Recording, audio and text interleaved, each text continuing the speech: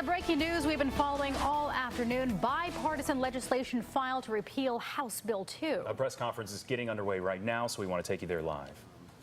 You know, there's no bathroom bill on the books in North Carolina, and that is in any way discriminatory to anybody.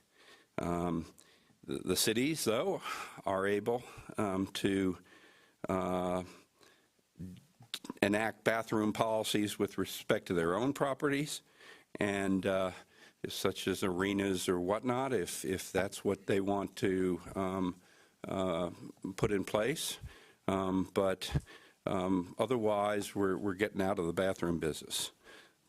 Cities are not able to regulate multi-occupancy bathrooms, showers, changing facilities in the private sector.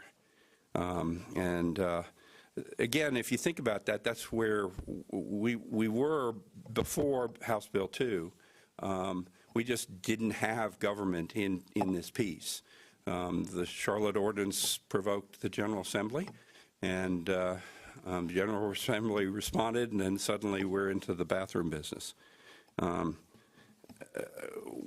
General Assembly, if passing this bill, isn't enacting any laws really regulating bathrooms.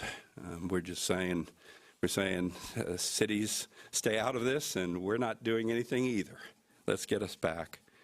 There is no argument, I don't think, that there's a non-discrimination law on the books, any discriminatory law on the books in North Carolina with this bill. What cities ought to recognize is this is for the first time cities are actually being given authority to enact a ordinance that they can expand the protected classes. And that is something, I mean, if we went back a year and somebody looked at this, I think many of those that are complaining about the bill now would be shocked to think that a bill was being offered in a bipartisan fashion that does just that.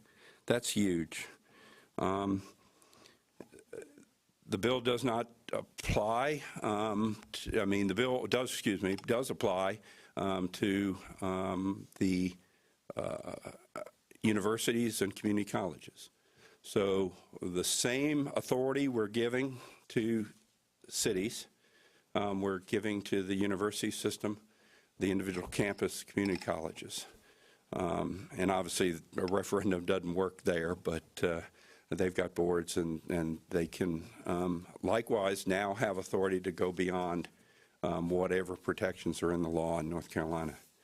The bill has criminal provisions in it, and those provisions, frankly, have been mostly, that was an idea that came up back in May or June of last year, and have been a consensus sort of piece on the right and the left throughout.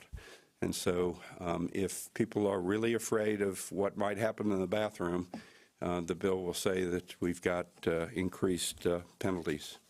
Again, I mean, the bottom line for me is we need a way to move forward on this issue, and this bill does it. We've got Democrats and Republicans working together on a bill, and this is not a take it or leave it bill either. As I explained to my colleagues, this is a bill that they can there's give and take, and we're going to run this through the process, the normal process, assuming the bill gets legs. And I think there's a good possibility that it will get legs. I think I'm going to stop right there and take whatever questions you got. Yeah.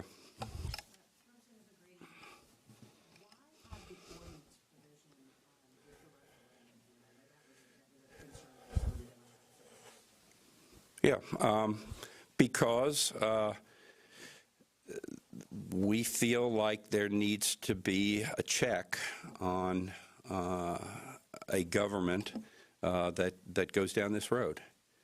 And Many would argue we just had to have every ordinance with a... All right, you were just listening live to Representative Chuck McGrady, a Republican from Henderson County, as he announced the bipartisan bill being introduced to put a wrap on House Bill 2, passed last year, nearly a year ago in March of 2016. Exactly. He's calling this is not a take it or leave it bill. He said Republicans and Democrats are working on this together. We have our Bo Minnick and Amy Cutler there gathering a reaction. We're going to have more of that coming up at 6.